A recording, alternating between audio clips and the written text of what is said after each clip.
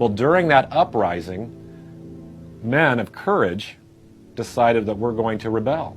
And what were their names? John Knox, John Fox, William Whittingham. They fled England, and they go to work on a brand new text. And what do we call that text today? We call that the Geneva Bible.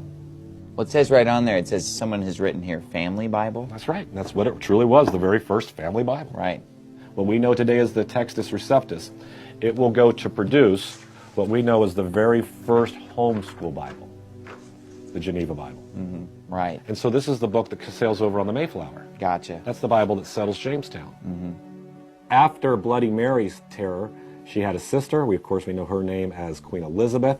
To win the hearts of the people, she gave us the Bishop's Bible. This was done by bishops, done by pastors. But they're building upon the work of the Geneva Bible. They just wanted something that was a little bit more authoritative. Right. This comes from people you can trust. Experts.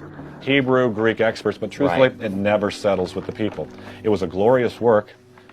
She was Somehow it just didn't catch on. It just never caught Maybe on. God just knew that something was better was coming down the pike. And then, of course, she didn't have a spouse, no kids, so who would take the throne?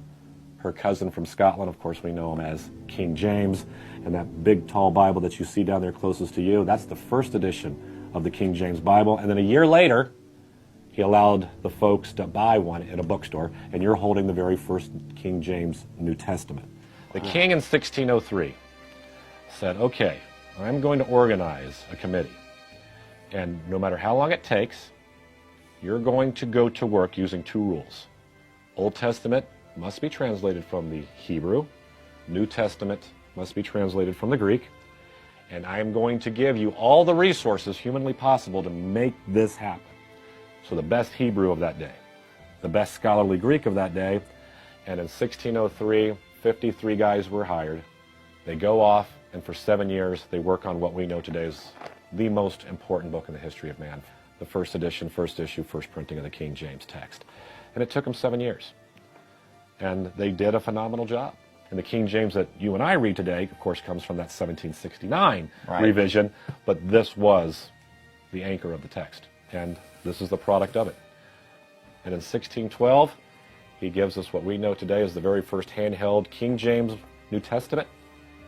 And this is what caught on. That's what caught on. The handheld King New says Testament. if you can afford it, you can own it. Every bookstore in London sold it, and it would take off.